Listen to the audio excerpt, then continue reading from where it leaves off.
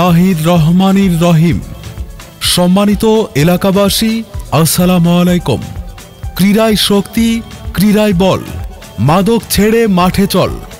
Football, football, football.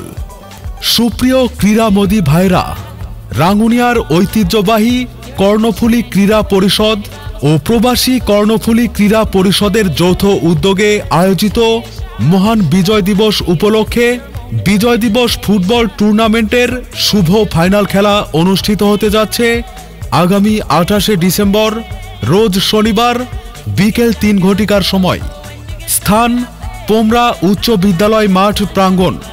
উক্ত জমকালো শুভ final ম্যাচে প্রতিদ্বন্দ্বিতা করবে দুই শক্তিশালী দল, উল্কা সংঘ ফুটবল একাদশ বনাম মধ্যম নোয়াগাঁও ফকির মামা স্পোর্টস ক্লাব।